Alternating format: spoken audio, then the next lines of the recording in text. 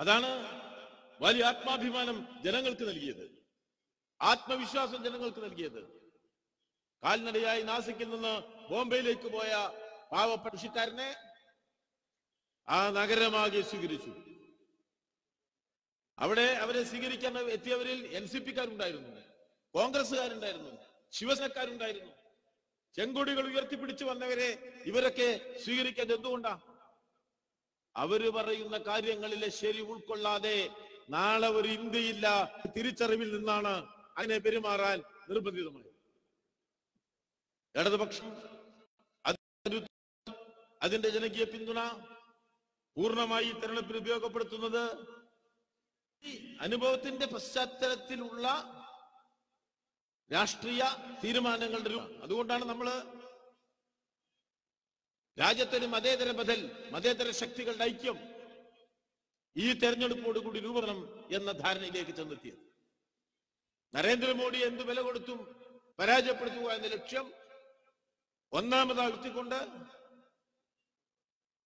തെരഞ്ഞെടുപ്പ് ശേഷം രാജ്യത്തിനകത്ത് ഒരു മതേതര ശക്തികളുടെ ഗവൺമെന്റിനെ ഉണ്ടാക്കുക, അതിനായി കരുത്തുറ്റ ഒരു ഇടതുപക്ഷത്തെ ഇന്ത്യയുടെ പാർലമെന്റിൽ രൂപപ്പെടുത്തുക, ഇതാണ് നിലപാട്. നിങ്ങൾക്കെല്ലാം അറിയാം, ഇടതുപക്ഷ പാർട്ടികൾ രാജ്യത്തിന്റെ സമര നേതൃത്വത്തിന്റെ പ്രതിനിധികളാണ്. ഇന്ത്യ പാർലമെന്റിൽ 60-ലേറെ അംഗങ്ങളുണ്ടായപ്പോൾ പോലും ഇടതുപക്ഷം മന്ത്രിസ്ഥാനം ചോദിച്ച് കൈനീട്ടി ഏതെങ്കിലും പ്രധാനമന്ത്രിയുടെ നടന്നിട്ടില്ല. വെച്ചു നീട്ടിയ മന്ത്രിസ്ഥാനം ഉപേക്ഷിച്ചുകൊണ്ട് ഇടതുപക്ഷം പറഞ്ഞത് നമ്മളെ നാട്ടിലെ പാവപ്പെട്ട ഗ്രാമീണ തൊഴിലാളിക്ക് ഒരു തൊഴിലുറപ്പ് നയം നടപ്പിലാക്കൂ എന്നുള്ളതാണ്. അവന്റെ ജീവന്റെ കണ്ണീരൊപ്പാനാണ് ഇടതുപക്ഷത്തിന്റെ കരുത്ത് എന്ന പ്രഖ്യാപനമാണ് ഒന്നാം UPA ഗവൺമെന്റിന് നൽകിയ പിന്തുണയുടെ ഓരോ മുഹൂർത്തത്തിലും ഇടതുപക്ഷം നിർവഹിച്ചത്. ഓരോ നിയമനിർമ്മാണങ്ങൾ, പാവങ്ങൾക്ക് വേണ്ടിയുള്ള 4 നിയമനിർമ്മാണങ്ങൾ നടപ്പിലാക്കാൻ ആ ഗവൺമെന്റ് നിർബന്ധിതമായി. പൊതുമേഖല വിറ്റഴിക്കുന്നതിന്റെ അളവ് കുറക്കാൻ ആ ഗവൺമെന്റ് നിർബന്ധിതമായി. ദിനങ്ങൾ വന്നു. ചരിത്രത്തിലാദ്യമായി ഇന്ത്യയിലെ പാർലമെന്റിൽ പ്രധാനമന്ത്രിയും മറ്റു മന്ത്രിമാരും തീരുമാനമെടുക്കുന്നതിന് മുമ്പ് എന്റെ മുന്നിലിരിക്കുന്ന പാവപ്പെട്ടവന്റെ പ്രതിനിധികൾ പറയുന്നത് എന്താണെന്ന് കേൾക്കാനും മനസ്സിലാനും അതിന്റെ അടിസ്ഥാനത്തിൽ മാറ്റങ്ങൾ വരുത്താനും നിർബന്ധിതമായ ചരിത്ര മുഹൂർത്തമാണ് ആ UPA ഒന്നാം ഭരണകാലം. അതിനെ തുടർന്ന് എത്രത്തോളം ഇടതുപക്ഷത്തിനെ തകർക്കാൻ പറ്റുമോ എന്നുള്ള നിലയ്ക്ക് നമ്മുടെ രാജ്യത്തിലെ ഭരണവർഗം അയങ്ങളെ രൂപപ്പെടുത്തേണ്ടത്. ഇപ്പോ തെരഞ്ഞെടുപ്പിന്റെ മുന്നിൽ നമ്മളെത്തി. പൊതുവെ BJP-യെ തോൽപ്പിക്കാൻ കഴിയുന്ന ഒരു അന്തരീക്ഷം രാജ്യത്ത് രൂപപ്പെട്ടു. തൊട്ടുമുമ്പ് നടന്ന ഉപതെരഞ്ഞെടുപ്പുകളിൽ, സംസ്ഥാന തെരഞ്ഞെടുപ്പുകളിൽ BJP വിരുദ്ധമായ ഒരു പൊതുവികാരം രാജ്യത്ത് ഇടുകയും ചെയ്തു. ഇടതുപക്ഷം ഒരു മതേതര മുന്നണി ഉണ്ടാക്കുന്നതിന് വേണ്ടി എടുത്ത നിലപാടെന്താ? ഇടതുപക്ഷത്തിന് സ്വാധീനമുള്ള ഏതാനും നിയോജക മണ്ഡലങ്ങളിൽ ഇടതുപക്ഷം മത്സരിക്കും. ബാക്കി എല്ലാ നിയോജക മണ്ഡലങ്ങളിലും BJP-യെ തോൽപ്പിക്കാൻ പ്രാപ്തിയുള്ള മതേതര രാഷ്ട്രീയ പാർട്ടികളുടെ പ്രതിനിധിക്ക് ഒന്നാമന് വോട്ട് ചെയ്തു BJP-യുടെ തോൽവി ഉറപ്പിക്കും. അപ്പൊ ഏറ്റവും വലിയ വിട്ടുവീഴ്ചയാണ് ഇടതുപക്ഷം ചെയ്തത്. എല്ലായിടത്തും മത്സരിക്കാനല്ല, BJP-യുടെ തോൽവി ഉറപ്പാക്കാൻ ഒന്നാം സ്ഥാനം നൽകുന്ന തരത്തിലുള്ള ഒരു തെരഞ്ഞെടുപ്പ് നിലപാടാണ്. എല്ലാം അതിനുവേണ്ടി കൂട്ടിയൊഴിപ്പിക്കാനാണ്. എന്നാൽ ആ നിലയിലുള്ള ഒരു നിലപാട് കോൺഗ്രസിന് സ്വീകരിക്കാൻ കഴിയുന്നുണ്ടോ? കോൺഗ്രസ് സ്വീകരിക്കുന്ന നിലപാടുകൾ രാജ്യത്തിലെ എല്ലാ മതേതര ശക്തികളെയും ഒന്നിപ്പിക്കാൻ സഹായകരമായതാണോ? രാജ്യത്തിലെ മതേതര ശക്തികളെ ആകെ ഒന്നിപ്പിച്ചുകൊണ്ട് BJP-യെ അധികാരഭ്രഷ്ടമാക്കുക എന്ന ഗൗരവമേറിയ രാഷ്ട്രീയ കാഴ്ചപ്പാടിന്റെ തീവ്രത ഉൾക്കൊള്ളാൻ കഴിയാത്ത കൊച്ചു നേതൃത്വമാണ് ഇന്നത്തെ കോൺഗ്രസിനുള്ളത് എന്നുള്ളതാണ് ഏറ്റവും ദുഃഖകരമായ കാര്യം. രാഹുൽ ഗാന്ധിയാണ് കോൺഗ്രസിന്റെ അധ്യക്ഷൻ. മഹാത്മാഗാന്ധി അല്ല എന്ന് മറക്കണ്ട. ആ ഇരിപ്പും നടപ്പൊക്കെ കണ്ട നല്ല വിവരമുള്ള ഒരാളാണ്. അദ്ദേഹത്തിന്റെ ഇപ്പോഴത്തെ ഉപദേശി ആരാ? KC വേണുഗോപാല. ഞാൻ പേപ്പറിൽ വായിച്ചു. രാഹുൽ ഗാന്ധിക്ക് ഉപദേശം നൽകുന്ന ആൾ KC വേണുഗോപാൽ. KC വേണുഗോപാലിന് ഉപദേശം നൽകിയ ഒരാളുണ്ട് കേരളത്തിൽ. ആ പേര് ഞാൻ ഇപ്പോ പറയുന്നില്ല, നിങ്ങളുടെ എല്ലാവരുടെയും മനസ്സിലുണ്ട് എന്ന് ഓർത്തോളൂ. മനസ്സിലായോ? അദ്ദേഹത്തിന്റെ ഉപദേശ ഈ രാഹുൽ ഗാന്ധിന്റെ ഗതി അതോ ഗതിയാന്ന് ഉറപ്പാവൂലേ അത് വന്നാല്? പിന്നൊരു ഉപദേശിയുണ്ട്. അതാരാ? അത് ആന്റണിയാ. ഭയങ്കര ഉപദേശം. ആന്റണിന്റെ ഉപദേശം കേട്ടിട്ട് ഇന്ന് വരെ ഒരാൾ നന്നായിട്ടില്ല. ഒരു സംശയമില്ല. ഇവിടുന്നാണ് പറഞ്ഞയച്ചത് ഉമ്മൻചാണ്ടി. പിന്നെ അങ്ങോട്ട് തെക്കോട്ട് പോന്നിട്ടില്ല. അവിടെ പൂട്ടിയിട്ടിരിക്കുക. ഒരു തലയിലൊരു മുണ്ടൊക്കെ ഇട്ട് ആ ഡൽഹിയിൽ കൂടിയിരിക്കുക. വല്ലപ്പോഴും ഒന്ന് താൻ ഓർത്തോളം എന്തെങ്കിലും ഒരു അപകടം അപ്പ ചെയ്യും. ഇപ്പൊ 6 മാസമായിട്ട് മിണ്ടാണ്ടിരുന്ന AK ആന്റണി ഇന്നലെ മിണ്ടി. അതോടുകൂടി രാഹുൽ ഗാന്ധി വയനാട്ടിലെത്തി. ഇന്നലെ മിണ്ടിയത് രാഹുൽ ഗാന്ധി വയനാട്ടിൽ. ഞാൻ ഞെട്ടിപ്പോയി. രാഹുൽ ഗാന്ധി വയനാട്ടിൽ വന്നതുകൊണ്ട് ഇടതുപക്ഷ ജനാധിപത്യ മുന്നണിക്ക് ഒരു തരി മണ്ണ് താഴെ വീണ വേദനയുണ്ടാവില്ല എന്ന കാര്യത്തിൽ ആർക്കും സംശയം ഉണ്ടാവേണ്ടതില്ല. ഈ കേരളത്തിന്റെ ചരിത്രം എന്താ? ഈ കേരളത്തിന്റെ ചരിത്രം എന്താ? ഈ കേരളത്തിൽ പണ്ഡിറ്റ് ജവഹർലാൽ നെഹ്റു ജീവിച്ച കാലത്ത്, ഇന്ത്യയിലെ എല്ലാ സംസ്ഥാനങ്ങളിലും കോൺഗ്രസ് ഭരിച്ച കാലത്ത്, ഇന്ത്യയുടെ പാർലമെന്റിൽ ഏറ്റവും കൂടുതൽ സ്ഥാനങ്ങൾ കോൺഗ്രസിന് കിട്ടിക്കൊണ്ടിരുന്ന ഒരു കാലത്ത് ആരും ഈ കോൺഗ്രസിന് ഒരു ബദലില്ല എന്ന് ലോകം വിശ്വസിച്ചപ്പോൾ ലോകത്തിന്റെ മുന്നിലേക്ക് ചെങ്കൊടി ഉയർത്തിപ്പിടിച്ച് 1957 ഏപ്രിൽ മാസം 5-ാം തീയതി മുഖ്യമന്ത്രിയായി ചരിത്രം സൃഷ്ടിച്ച EMS നമ്പൂതിരിപ്പാട് ജനിച്ച് ജീവിച്ച് മരിച്ചുപോയ നാടാണ് ഈ കേരളം. സാമൂഹ്യ മാറ്റത്തിന്റെ വലിയൊരു പൈതൃകമുണ്ട് ഈ നാടിന്. നവോത്ഥാനത്തിന്റെ വലിയ പൈതൃകമുണ്ട് ഈ നാടിന്. എല്ലാ പ്രതിലോമതയുടെയും മുന്നിൽ പതറത പോരാടിയ നാടാണ് ഈ കേരളം. ഇന്നുവരെ ഇന്ത്യയുടെ പാർലമെന്റിലേക്ക് ഒരു RSSകാരനെ ജയിപ്പിച്ചയക്കാത്ത ഏകധാനമാണ് കേരളം എന്നത് പറന്ന് ആകാശത്ത് പാറിക്കളിക്കുന്ന ചെങ്കൊടിയുടെ കരുത്താണ്. ആ കരുത്ത് നമ്മുടെ നരേന്ദ്രമോദിക്കും രാഹുൽ ഗാന്ധിക്കും ഒരുപോലെ മനസ്സിലാക്കി കൊടുക്കുന്ന തെരഞ്ഞെടുപ്പാണ് 17ാം ലോക്സഭാ തെരഞ്ഞെടുപ്പ് എന്ന കാര്യത്തിൽ ആർക്കും സംശയം. ഈ ഉത്തരേന്ത്യയിൽ എവിടെയും ഈ BJP-നെ തടയാനുള്ള ഒരു കരുത്ത് രാഹുൽ ഗാന്ധിക്ക് ഇല്ല. അവിടെ BJP ആഞ്ഞു കത്തിച്ചോണ്ടിരിക്കല്ലേ. ഇന്നലെ ഞാൻ TV കണ്ട് ഒരു കോൺഗ്രസേനം പറയാ, രാഹുൽ ഗാന്ധി വയനാട്ടിൽ മത്സരിച്ചാൽ ഗുണഗണം പറയണേ. രാഹുൽ ഗാന്ധി വയനാട്ടിൽ മത്സരിച്ചാൽ വയനാട് കഴിഞ്ഞാൽ അതിന്റെ അങ്ങേപ്പുറത്തുള്ള കർണാടകയിൽ ജയിക്കുന്ന, പിന്നെയോ ഇങ്ങേപ്പുറത്തുള്ള ഗൂഡല്ലൂരിൽ അതിന്റെ വന്ന് തമിഴ്നാട്ടിലും ജയിക്കും. തമിഴ്നാട്ടിൽ ജയിക്കാൻ രാഹുൽ ഗാന്ധി വിചാരിച്ചാൽ പറ്റുമോ? അവിടെ DMK നേതൃത്വം നൽകുന്ന മുന്നണിയിലെ ഒരു ജൂനിയർ പാർട്ട്ണറല്ലേ കോൺഗ്രസ് പാർട്ടി. 1960 അധികാരം കോൺഗ്രസിന് നഷ്ടപ്പെട്ടതിന് ശേഷം ഇന്നുവരെ തമിഴ്നാട്ടിൽ ഒറ്റയ്ക്ക് ഒരു പാർലമെന്റ് മണ്ഡലത്തിൽ കോൺഗ്രസ് പാർട്ടി ജയിച്ചു കയറിയിട്ടുണ്ടോ? ഇല്ലല്ലോ. ഇങ്ങോട്ട് പോന്നിരിക്കുകയാണ്. പോകുന്നതിന്റെ കാരണം അന്വേഷിച്ചപ്പോഴാണ് ഏറ്റവും കൗതുകമുള്ള കാര്യം കിട്ടിയത്. അതെന്താ? ഇന്ത്യ മഹാരാജ്യത്ത് കോൺഗ്രസ് പാർട്ടിക്ക് ജയിക്കാൻ ഏറ്റവും സാധ്യതയുള്ള മണ്ഡലം വയനാടാണ്. അപ്പോഴാണ് കോൺഗ്രസിന്റെ തകർച്ചയുടെ ആഴം എനിക്ക് മനസ്സിലായത്. ഉത്തരേന്ത്യയില് ഈ BJP-നെ ഇവർക്ക് പ്രതിരോധിക്കാൻ പറ്റാത്ത ഞാൻ കുറെ അത്ഭുതപ്പെട്ടിട്ടുള്ള ഒരു കാര്യം. അത് എന്ത് ധൈര്യം ഉത്തരേന്ത്യയിലെ BJP-ക്ക് നോക്കിയ അവരെന്തു ചെയ്യും? നല്ലൊരു പോത്തിറച്ചി കൂട്ടാൻ വെച്ചാൽ അത് തിളയ്ക്കണ മണം പുറത്തേക്ക് വന്നാൽ ആ വീട് നോക്കി അവര് അടിച്ച് തകർത്ത് തീ കൊടുത്തത്. ഭക്ഷണത്തിന് നേരെ ആക്രമണം. പെയിന്റ് എടുത്തിറങ്ങിയിരിക്കുക ഓരോ സ്ഥലത്തിന്റെ പേര് മാറ്റാൻ. നല്ല കറുത്ത പെയിന്റ് കൊടുത്ത് റെയിൽവേ സ്റ്റേഷനിൽ ചെന്ന് ഓരോ റെയിൽവേ സ്റ്റേഷന്റെ പേര് മാറ്റിക്കൊണ്ടിരിക്കുക BJP. മാറ്റാനുള്ള പ്രീ കണ്ടീഷൻ എന്താ? അതിന്റെ മുൻ ധാരണ എന്താ? ആ നാടിന്റെ പേരിന്റെ പേര് ഒരു ഇസ്ലാം ഉണ്ട് എന്നുള്ളതാണ്. ഇപ്പോ ഹൈദരാബാദ് എന്ന് പറഞ്ഞാൽ അവരുണ്ട്, ഇത് ഉസ്മാനാബാദ് എന്ന് പറഞ്ഞാൽ അതിലൊരു ഉസ്മാൻ ഉണ്ട്, നൈസമാബാദ് എന്ന് പറഞ്ഞാൽ ഒരു നൈസാം ഉണ്ട്, ഇലഹാബാദ് എന്ന് പറഞ്ഞാൽ അള്ളാഹുന്റെ ഒരു കഷ്ണുണ്ട്, അഹമ്മദാബാദ് എന്ന് പറഞ്ഞാൽ അതിലൊരു അഹമ്മദ്. ഇങ്ങനെ എത്ര പട്ടണങ്ങളുണ്ട് ഇന്ത്യയിൽ? ആ പട്ടണങ്ങളിലൊക്കെ പേര് മാറ്റുകയാണ്. ഇലഹാബാദിന്റെ പേര് മാറ്റി പ്രയാഗ്രാജ് എന്നാക്കി, അലഹബാദ് പേര് മാറ്റി കർണാവതി എന്നാക്കി, നമ്മുടെ മുഗൾ സറായുടെ പേര് മാറ്റി ദീനദയാൽ ഉപാധ്യായ നഗർ എന്നാക്കി മാറ്റി. ഇങ്ങനെയാണ് അല്ലേ ഈ കോൺഗ്രസ്? BJP തടുക്കാൻ കഴിയുന്നുണ്ടോ?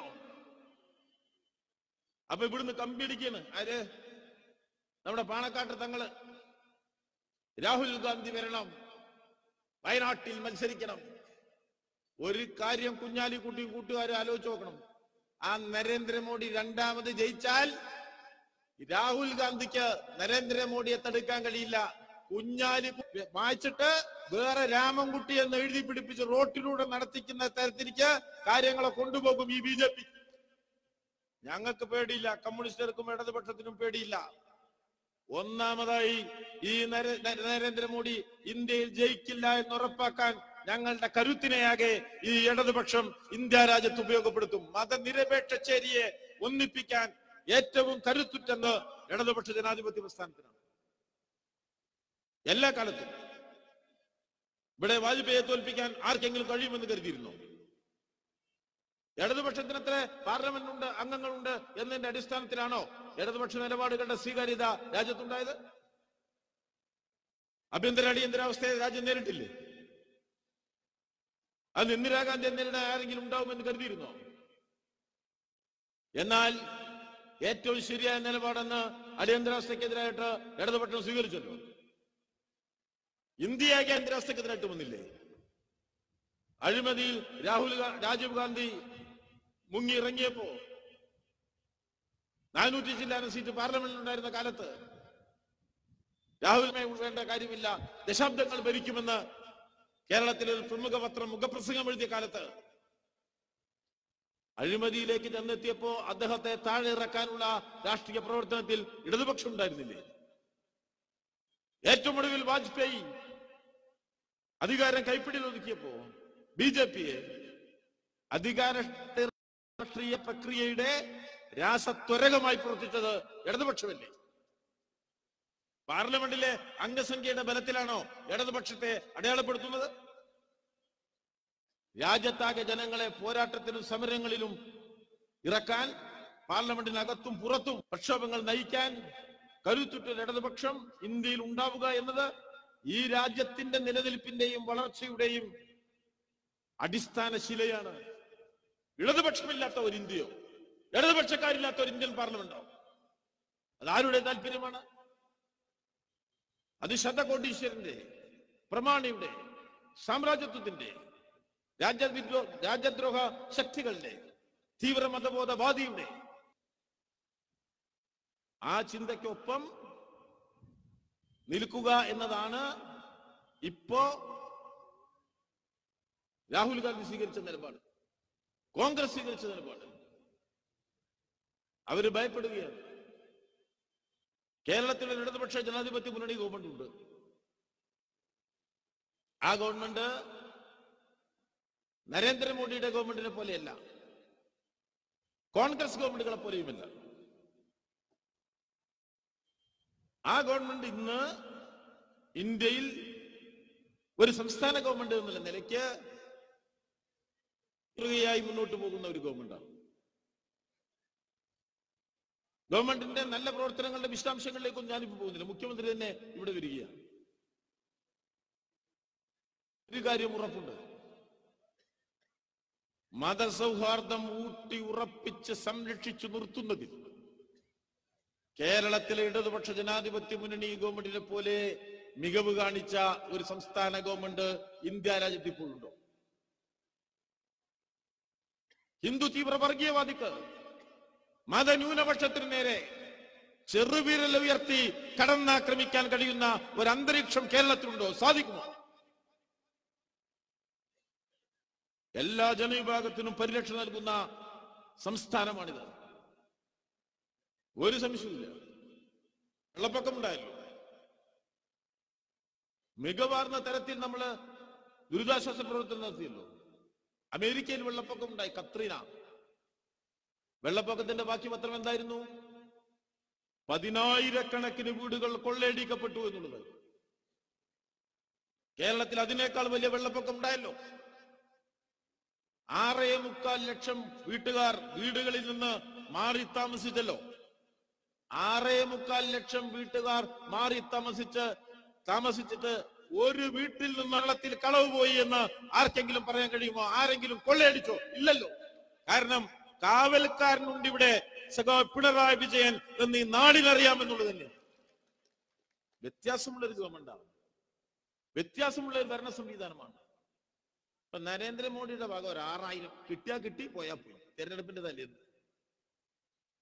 രാഹുൽ ഗാന്ധിന്റെ ഭാഗം ഒരു 12,000, 6,000 മുതൽ 12,000 വരെ. എവിടുന്നാന്ന് അറിയില്ല, ഇതുവരെ കൊടുത്തിട്ടില്ല. പറഞ്ഞ ഒരു വാഗ്ദാനവും ഇതുവരെ പാലിച്ചിട്ടില്ല. ഇവിടെ നോക്കൂ, ഇവിടെ സാമൂഹ്യക്ഷേമ പെൻഷൻ ഉമ്മൻചാണ്ടി 2.5 കൊല്ലത്ത് കൊടുക്കാതെ അധികാരത്തിന് മാറിയ സ്ഥാനത്ത് ആ സാമൂഹ്യക്ഷേമ പെൻഷൻ ഉമ്മൻചാണ്ടി കൊടുത്ത 600 രൂപയിൽ നിന്ന് 2 കൊല്ലം കൊണ്ട് 1,200 രൂപയായിട്ട് വർദ്ധിപ്പിച്ച് 1 മാസത്തെ കുടിശ്ശിക പോലും ബാക്കി വെക്കാതെ ഏപ്രിൽ മാസത്തെ അഡ്വാൻസ് പണം പാവപ്പെട്ടവന്റെ കയ്യിലെത്തിച്ച സംസ്ഥാന ഗവൺമെന്റാണ് പിണറായി വിജയന്റെ സംസ്ഥാന ഗവൺമെന്റ്. നല്ലൊരു സ്കൂള് ഉത്തരേന്ത്യയിലുണ്ടോ? ഇവിടെയോ? 2 കൊല്ലം കൊണ്ട് ആ സ്കൂളിന് വന്നൊരു മാറ്റം നോക്കിയ നിങ്ങള്. ആ ലീഗുകാരൻ അബ്ദുൾ റബ്ബിന്റെ മുഖം വെച്ചിട്ട് നമ്മളുടെ ഇപ്പോഴത്തെ സ്കൂളിലേക്ക് ഒന്ന് നോക്കൂ.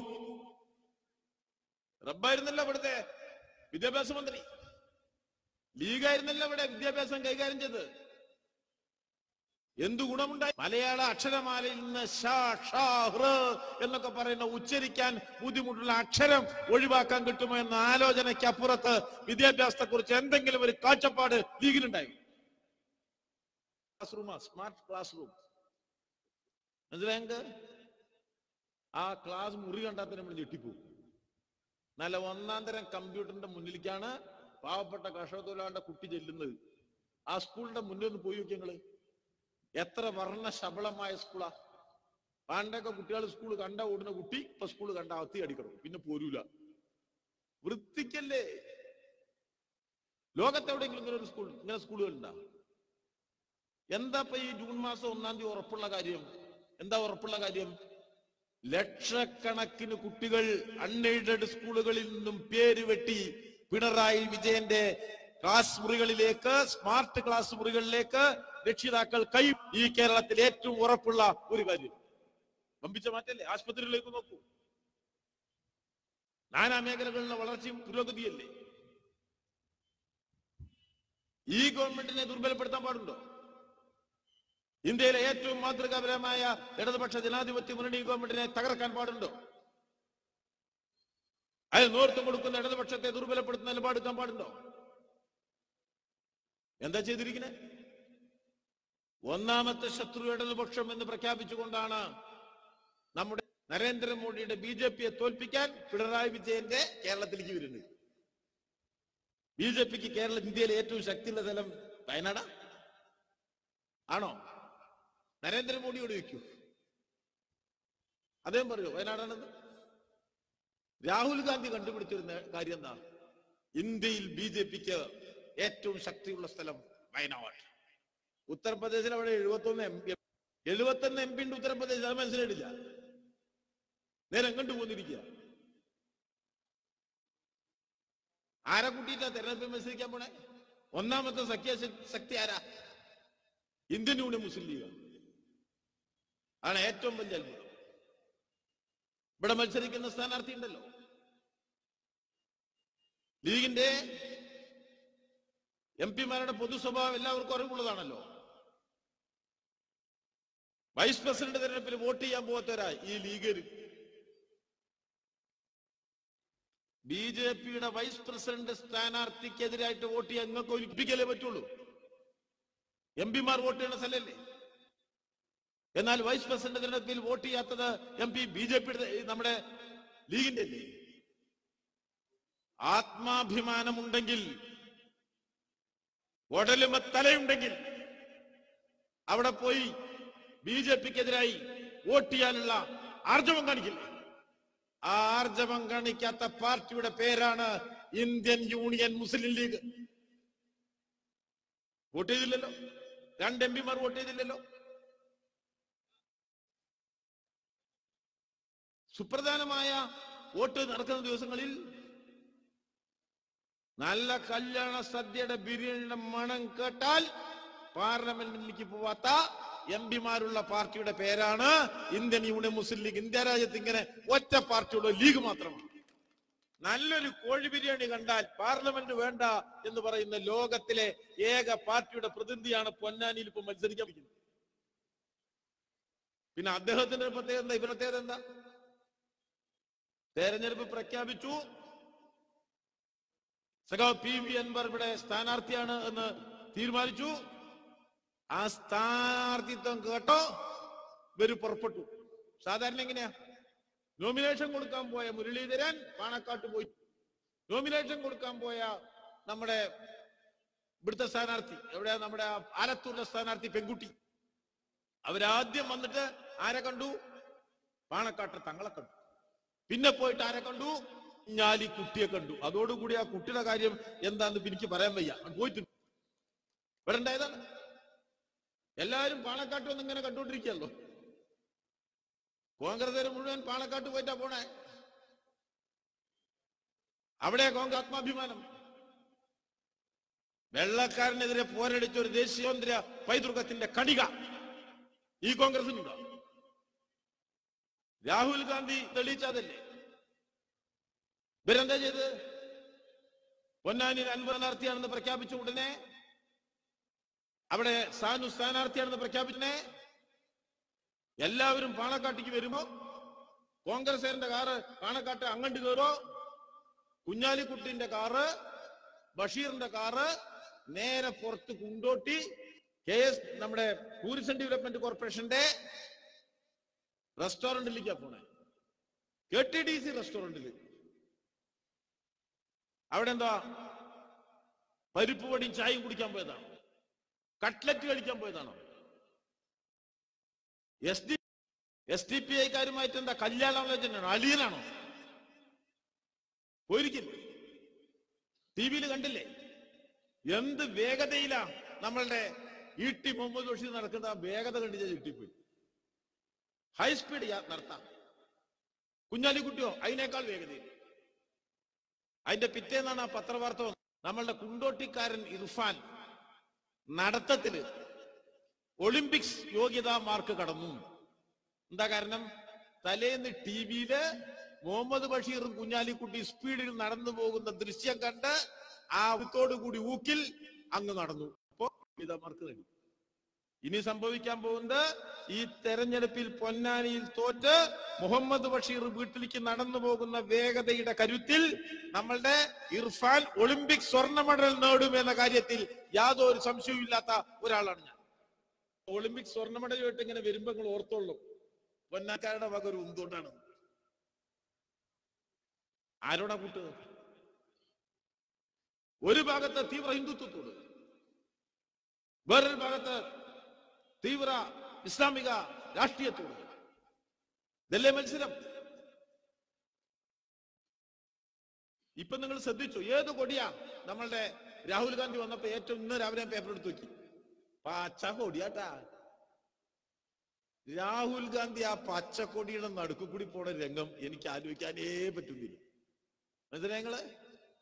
രാഹുൽ ഗാന്ധി ഒരു കാര്യം മനസ്സിലാക്കണം. അദ്ദേഹം ധരിച്ച ആ വെളുത്ത കതർ കുപ്പായത്തിന് വെള്ളക്കാരന്റെ പീരങ്കിയുടെയും തോക്കിന്റെയും മുന്നിലേക്ക്, വെടിയുണ്ടയുടെ മുന്നിലേക്ക് നടന്നുപോയി രക്തസാക്ഷികളായ ആയിരക്കണക്കിന് ഇന്ത്യൻ പോരാളികളുടെ ജീവരക്തത്തിന്റെ ഭൂമിക കൂടി ഉണ്ട് എന്നായിരുന്നെങ്കിൽ ഇന്ത്യൻ യൂണിയൻ മുസ്ലിം ലീഗിന്റെ പച്ചക്കൊടിയുടെ താഴേക്ക് വരാൻ ഈ രാഹുൽ ഗാന്ധി ഒരിക്കലും തയ്യാറാകുമായിരുന്നില്ല എന്ന കാര്യം മറന്നുപോകണ്ട. അപമാനമാണിത്, ഈ രാജ്യത്തിന്റെ അപമാനമാണ്. ആ അപമാനഭാരം ഇന്നാട്ടിലെ ജനങ്ങളുടെ മുന്നിൽ അടിച്ചേൽപ്പിച്ച കോൺഗ്രസിന്റെ മഹാപൈതൃകങ്ങളെ തിരസ്കരിച്ച കുറ്റത്തിന് ഈ നാട്ടിലെ ജനങ്ങൾ രാഹുൽ ഗാന്ധിയെയും കോൺഗ്രസിനെയും കേരളത്തിൽ ശിക്ഷിക്കാൻ പോവുകയാണ്, UDF-നെ എന്ന കാര്യം മറന്നുപോകരുത്. ആരെ തോൽപ്പിക്കാനാ വന്നേ? ഇടതുപക്ഷത്തെ തോൽപ്പിക്കാനോ? ഇടതുപക്ഷമാണോ ഈ നാടിന് ഏറ്റവും വലിയ ശത്രു?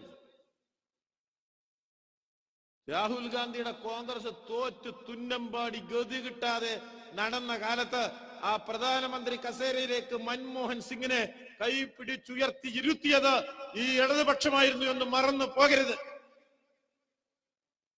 ഞങ്ങളില്ലേ? അല്ലെങ്കിൽ കോൺഗ്രസ് ഉണ്ട്? ഇടതുപക്ഷത്തെ ഉപേക്ഷിച്ച് ഞാൻ സ്വതന്ത്രനായി എന്ന് എന്തിനുള്ള സ്വാതന്ത്ര്യം മൻമോഹൻ സിംഗിന് കിട്ടിയത്? മൻമോഹൻ സിംഗിന് കിട്ടിയ സ്വാതന്ത്ര്യം ഇന്ത്യ മഹാരാജ്യത്തിന്റെ ഭരണം നരേന്ദ്രമോദിയെ ഏൽപ്പിക്കാനുള്ള സ്വാതന്ത്ര്യം.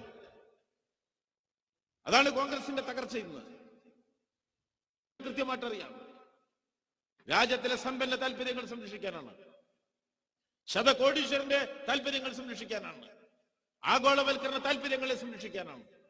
സാമ്പത്തിക നയത്തിന്റെ കാര്യത്തിൽ കോൺഗ്രസും BJP-യും ഒന്നു തന്നെയാണ്. ആ നയങ്ങൾക്കെതിരായ ഒരു നിലപാട് ഇടതുപക്ഷത്തിനുണ്ട്. കേരളം ഇന്ന് ഇടതുപക്ഷത്തിന് ഏറ്റവും കരുത്തുള്ള സംസ്ഥാനമാണ്. ഏറ്റവും കൂടുതൽ MP-മാർ കേരളത്തിൽ നിന്നാണ് ജയിച്ച് ഇന്ത്യയുടെ പാർലമെന്റിലേക്ക് ചെന്നെത്തുക. അവർ പാർലമെന്റിൽ ചെന്നെത്തുമ്പോൾ സമ്പന്ന വിഭാഗത്തിനുണ്ടാവുന്ന, കോർപ്പറേറ്റ് മുതലാളിക്കുന്നുണ്ടാവുന്ന, രാജ്യത്തെ കൊള്ളയടിക്കുന്നവർക്കുണ്ടാവുന്ന, ആഗോളവൽക്കരണ താല്പര്യക്കാർക്കുണ്ടാവുന്ന അലോസരമാണ് ഇന്ന് രാഹുൽ ഗാന്ധിയെ കേരളത്തിലെത്തിച്ചത്. ഈ നാടിന് തിരിച്ചറിയും. അല്ലെങ്കിൽ മറ്റൊരു കാര്യം സമ്മതിക്കണം. ആ സമ്മതിക്കേണ്ട കാര്യം, ഇന്ത്യ മഹാരാജ്യത്ത് കോൺഗ്രസ് പാർട്ടിയുടെ അധ്യക്ഷന് ഉത്തരേന്ത്യയിൽ ഒറ്റയ്ക്ക് നിന്ന് ജയിക്കാൻ ഒരു സീറ്റില്ലാത്ത ഗതികെട്ട കാലം എത്തിയിരിക്കുന്നു എന്ന് നാം തിരിച്ചറിയണം. മായാവതിയും അഖിലേഷ് യാദവും വെച്ചു നീട്ടുന്ന പിന്തുണ കൊണ്ടുപോലും അമോത്തിൽ നിന്ന് ജയിക്കാൻ കഴിയാത്ത ആളായി ഇദ്ദേഹം മാറി. ആത്മവിശ്വാസം മോദിക്കെതിരായ സമരത്തിൽ കോൺഗ്രസിന് നഷ്ടപ്പെട്ടു എന്നാണ് രാഹുൽ ഗാന്ധിയുടെ ദക്ഷിണേന്ത്യൻ പലായനത്തിലൂടെ ഇപ്പോൾ ബോധ്യപ്പെടുന്നു. ആത്മവിശ്വാസം BJP-ക്ക് നൽകാൻ അവിടുന്ന് രാഹുൽ ഗാന്ധി വരികയാണ്. പക്ഷെ ഈ നാട്, കേരളം, അതിന്റെ മഹത്തായ ഭൂതകാലം, ഉജ്ജ്വലമായ സമര പൈതൃകം ഈ വെല്ലുവിളിയെയും മുറിച്ചു കിടക്കും. സഖാവ് EMS-നെ തോൽപ്പിക്കാൻ നമ്മുടെ തൊട്ടടുത്ത് ഈ തൃത്താലയിൽ, അതിന്റെ അപ്പുറത്ത് പട്ടാമ്പിയിൽ 12 കേന്ദ്രമന്ത്രിമാരാണ് അന്ന് 12 പഞ്ചായത്തിന്റെ ചാർജ് എടുത്ത് ഇവിടെ വന്നിറങ്ങിയത്. ഓരോ പഞ്ചായത്തിലും ഒരു കേന്ദ്രമന്ത്രി EMS-നെ തോൽപ്പിക്കാൻ ഇവിടെ വന്നിട്ടുണ്ട്. നമ്മുടെ തിരുമിറ്റക്കോടും നാഗിലിശ്ശേരിയിലും തൃത്താലയിലും പരുതൂരുമൊക്കെ, അതിനങ്ങപ്പുറത്ത് മുതുവലയിലും നമ്മുടെ കുമരലൂരൊക്കെ കാൽനടയായിട്ട് അങ്ങ് നടന്നിട്ടുണ്ട്. ചുണ്ടമ്പറ്റയിലേക്കുള്ള വഴി അറിയോ എന്ന് അന്ന് ഗോവിന്ദ് വല്ലഭ് പന്ത് നമ്മുടെ UP മുഖ്യമന്ത്രിയായിരുന്നു, ചാർജ് വഹിച്ച് വന്നിട്ടുണ്ടായിരുന്നു. അതിനെക്കാട് മുറിച്ചു കടന്നാണ് ഇടതുപക്ഷം. കേരളത്തിലെ ഇടതുപക്ഷ വിജയത്തിന് ഒരു കോട്ടവും ഉണ്ടാകില്ല. ഈ കേരളത്തിൽ നിന്ന് ഏറ്റവും കൂടുതൽ ഇടതുപക്ഷക്കാർ ജയിച്ചു കയറുന്ന തെരഞ്ഞെടുപ്പ് ഈ 17ാം ലോക്സഭാ തെരഞ്ഞെടുപ്പായിരിക്കും. ഇതിനു മുമ്പൊരിക്കൽ 2004-ൽ ഇടതുപക്ഷം ഏറ്റവും മികവുറ്റ വിജയമുണ്ടാക്കിയപ്പോ ആ പട്ടികയിലെ ഒന്നാമത്തെ പേര് സഖാവ് TK ഹംസ മഞ്ചേരി എന്നായിരുന്നു എന്ന കാര്യം നാം മറന്നുപോകരുത്. മുസ്ലിം ലീഗിന്റെ അദൃശ്യതയുണ്ടല്ലേ, അതിനെ നേരിട്ട് മുറിച്ചു കടന്നതാണ് മലപ്പുറത്തെ ഇടതുപക്ഷ പ്രസ്ഥാനം. ഏറ്റവും വലിയ മുസ്ലിം ലീഗ് നേതാക്കൾ ഇവിടെ മത്സരിക്കുന്ന മുഹമ്മദ് ബഷീർ, ഏറ്റവും വലിയ കുഞ്ഞാലിക്കുട്ടി, പാട്ടുപാടി രസിപ്പിക്കുന്ന MK മുനീർ, 3 നേതാക്കന്മാരെയും ഒറ്റ തെരഞ്ഞെടുപ്പിൽ അവരുടെ ശക്തി കേന്ദ്രങ്ങളിൽ മുട്ടുകുത്തിച്ച പൈതൃകമുണ്ട് മലപ്പുറത്തെ ഇടതുപക്ഷ പ്രസ്ഥാനത്തിന് എന്ന കാര്യവും മറന്നുപോകരുത്. അതുകൊണ്ട് ഈ തെരഞ്ഞെടുപ്പ് അതിപ്രധാന ഏറ്റവും വലിയ തോൽവി, വലിയ തോതിൽ തീവ്രവാദ രാഷ്ട്രീയം ഉയർത്തിപ്പിടിക്കുന്ന, വർഗീയ രാഷ്ട്രീയം ഉയർത്തിപ്പിടിക്കുന്ന, സമ്പന്ന താല്പര്യം ഉയർത്തിപ്പിടിക്കുന്ന, മുസ്ലിം സമുദായത്തിലെ പാവപ്പെട്ടവനെതിരായി എല്ലായ്പ്പോഴും നിലപാട് സ്വീകരിക്കുന്ന, അഴിമതിയുടെ രാഷ്ട്രീയത്തെ മുന്നോട്ട് കൊണ്ടുപോകുന്ന UDF എന്ന് പറയുന്ന ഈ രാജ്യം നിരാകരിക്കേണ്ട പോരായ്മയുടെ രാഷ്ട്രീയ കൂട്ടായ്മയിൽ മുങ്ങി അതിലങ്ങനെ മുന്നോട്ട് പോയിക്കൊണ്ടിരിക്കുന്ന ഇന്ത്യൻ യൂണിയൻ മുസ്ലിം ലീഗിന്റെ തകർച്ചയുടെ വേഗത വർദ്ധിപ്പിക്കുന്ന തിരഞ്ഞെടുപ്പ് കൂടിയാണ് 17ാം ലോകസഭാ തെരഞ്ഞെടുപ്പ് എന്ന കാര്യം മറന്നുപോകരുത്. ആ മഹത്തായ പോരാട്ടങ്ങളിലേക്ക് നാം മുന്നോട്ട് പോവുകയാണ്. ഏത് തരത്തിൽ UDF നമ്മളെ തോൽപ്പിക്കാൻ എളുപ്പവിദ്യകൾ അന്വേഷിച്ചാലും അത് ഈ നാട് അംഗീകരിക്കാൻ പോകുന്നില്ല.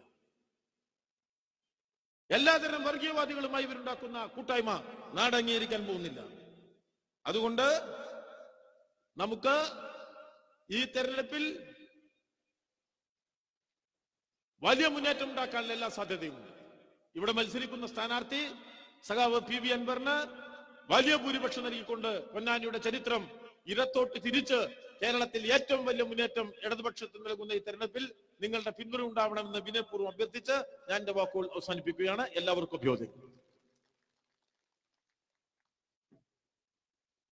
അടുത്തായി കമ്മ്യൂണിസ്റ്റ് പാർട്ടിയുടെ സമുന്നത നേതാവ് സഖാവ് K. ഇസ്മായിൽ നമ്മളോട് സംസാരിക്കും.